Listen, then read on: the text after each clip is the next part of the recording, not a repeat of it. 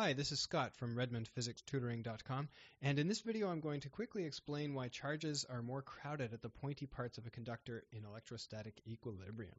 Okay, so I'm going to imagine a conductor with the shape of something like a cone and represent the base of the cone by a big sphere and the tip of the cone by a small sphere. And I'll connect these two spheres as shown with a long, thin conductive wire. And so the big sphere has a radius of RB and a charge of QB. The small sphere has a radius RS and a charge of QS. And because they're connected by a conductor, there will be the same potential everywhere. So we have VB is equal to VS. One of the reasons I'm using spheres is because it's very easy to calculate the potential of a sphere as KQ over R. So we end up with QB over RB is equal to QS over RS. And if I just rearrange this to get the ratio of the charges, I have QB over QS is equal to RB over RS. And this whole thing is greater than 1 because the big sphere has a greater radius. RB is greater than RS. Therefore, we can say that QB over QS is greater than 1 and QB is greater than QS. So we have more charge on the bigger sphere.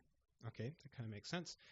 Now, the next step, if we're going to look at the idea of charges being more crowded, we need to consider surface charge density, sigma, which is the charge divided by area, Q over A. Since we're modeling this with spheres, the surface area of a sphere is given by 4 pi r squared. So we can calculate the surface charge density of the big sphere as QB over AB, which gives QB over 4 pi RB squared. Similarly, the surface charge density of the small sphere is QS over 4 pi RS squared. The next step is to consider the ratio of the surface charge densities. So we have sigma B over sigma S, and what we want to find out is whether it's equal to 1, less than 1, or greater than 1. So I can rewrite this as sigma B over sigma S is equal to sigma B times 1 over sigma S, and the reason I'm doing that is just to make the algebra a little simpler. So then we substitute in, and we realize we can actually cancel out the 4 pi's. Then we get QB over QS is times RS squared over RB squared.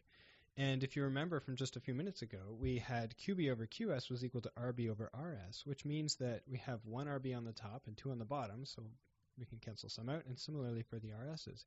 So the whole thing, the ratio of sigma B over sigma S is equal to the ratio of RS over RB.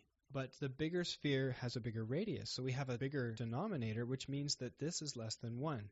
So the ratio of sigma B over sigma S is less than 1, which means that sigma B is less than sigma S. So the surface charge density of the smaller sphere is bigger.